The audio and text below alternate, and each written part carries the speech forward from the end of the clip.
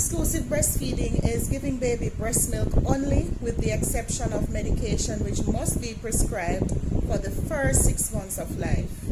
So baby shouldn't be getting any water, any juice, any food from the family pot, no gripe water, nothing at all until after the first 6 months of life. We want to talk about colostrum, and this is the first milk that you will see from the breast. It is very high in protein, it is low in sugar, it is filled with antibodies for the protection of the baby, and it also helps with the development of the baby's digestive tract. When you put the baby to the breast, there's a reflex called the Let Down Reflex. So baby suckles at the breast, a message is sent directly to the brain to say, oh, breast milk is needed, and the breast will send out some hormones that will stimulate the breast to start producing milk and also to release the milk upon sucking to the baby. Alright, so ladies, even if you are not secreting very well and you're having challenges, just attach the baby to the breast and the body will do the rest. Alright, there are some persons who are cautioned against breastfeeding, and these are our HIV positive mothers. There are some mothers who are, based on the medication that they're on, they're cautioned not to breastfeed until they have finished that course of medication. Alright, there are some challenges that we are aware as midwives that the mothers may have from time to time, and we encourage you to seek antenatal care very early so we can note those challenges or possible challenges, and we can work with you, alright, to make this process easier. So we have inverted nipples, we have big nipples, so the nipple is too big for the baby to latch on, so we encourage those mothers to express the breast milk, and we work with you to see how best we can achieve breastfeeding in short possible time. Alright, we have mothers who with sore nipples, engorged breasts. We have depressed mothers, so mothers going through postpartum depression. It is a little bit more challenging for these mothers, and we will understand that sometimes the challenge is happening with the breast. It makes the mother go into a depressed state. We do work with these mothers, and most times, if not always, it works out, right? Benefits of breastfeeding. It's the right temperature, it is free, it is always available. It is less doctor visit for the mother with the baby, because once you start giving breast milk, the eczema chips in, the constipation chips in, and all the possible problems that we do have. We have baby ending up with constipation. Alright, so we encourage you to breastfeed your babies.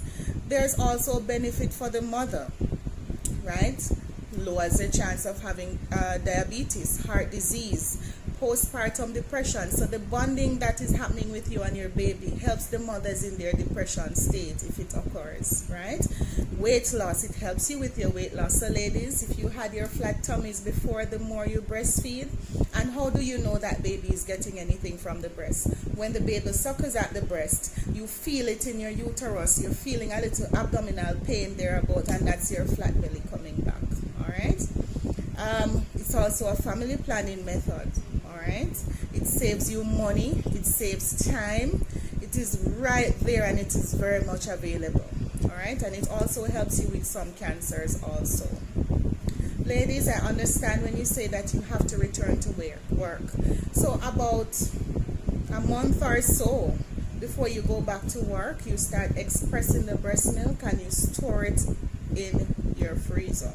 It can be stored on your shelf at room temperature for about 4 to 6 hours. It can be stored in the bottom of the refrigerator for about 5 to 7 days, in the top of the freezer for 6 to 12 months, and in the deep freeze for 12 months. So you have no reason not to breastfeed your babies, ladies. Alright, how do you defrost your expressed breast milk? So if you know you're going somewhere from the night before, you want to take it from the freezer, you put it at the bottom from overnight, so it would have started thawing out. If it is a case where you're taking it directly from the refrigerator, you want to get some warm water, you put it in there. Once it is thawed out, then it can be fed to the baby, or you can run it under the running water. Once it has been thawed out, you can also feed your baby comfortably. Please do not re-refrigerate thawed breast milk. All right, the likelihood of bacteria building up, and that can be very harmful to the baby. All right, ladies, please enjoy breastfeeding. It is not so bad. I am a living testimony. I exclusively breastfed my babies for 8 months and I am still at it. All right, it gives you that youthful feeling. I know it can be very traumatizing at first in terms of some persons ending up with serious breast issues, busted nipples, bleeding from the nipples and all such the like. But ladies, I assure you, it is a very rewarding experience knowing that you are providing for your baby. You are the one that is responsible for this human being being okay and not hungry. All right, so bask in your glory of being the provider for your baby.